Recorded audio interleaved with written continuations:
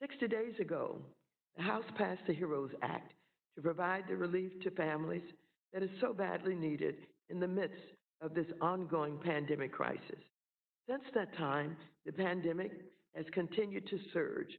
More than 140,000 Americans have lost their lives to COVID 19, and there have been more than 3.8 million cases across the country. Tens of thousands of new cases are emerging every day. Hospitals in the red zone are again facing shortages of personal protective equipment, and wait times for both test and test results are unacceptable. The administration is squandering the authorities of the Defense Production Act, that is DPA, and has left nearly $700 million on the table that could be used to boost production of critically needed medical supplies and equipment.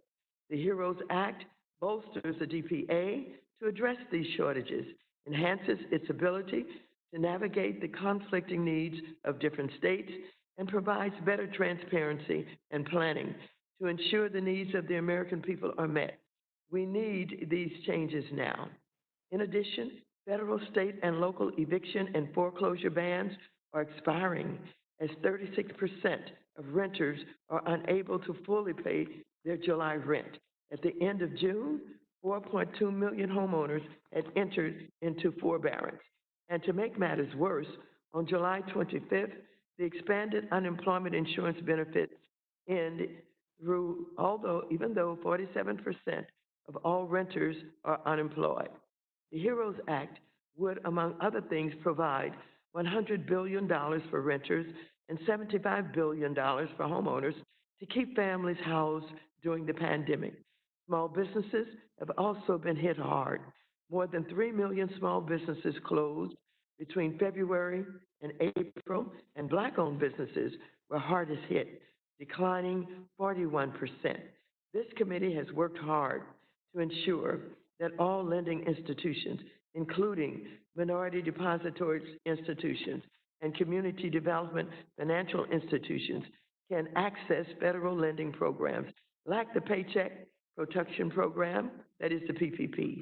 Importantly, the HEROES Act extends the PPP through December and includes carve-outs to ensure the smallest businesses receive funding, provides $1 billion to the CDFI fund, and expands the Fed's Main Street lending program to provide a lifeline during the crisis.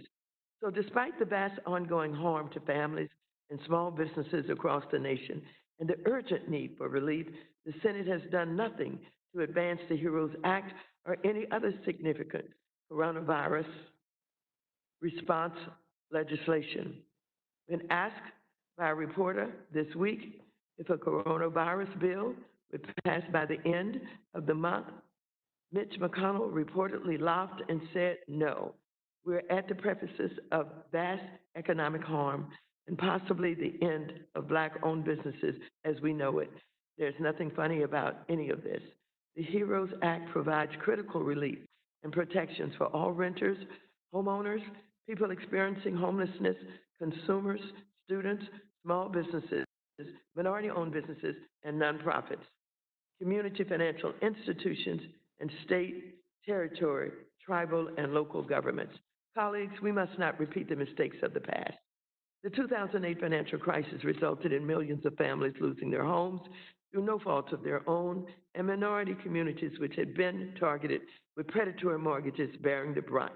Big banks got bailouts, but Main Street did not, and minority communities still have not recovered from the enormous loss of wealth. Now, during this crisis, the stock market has mostly recovered from its early pandemic losses, largely because the Fed has pumped in trillions of dollars.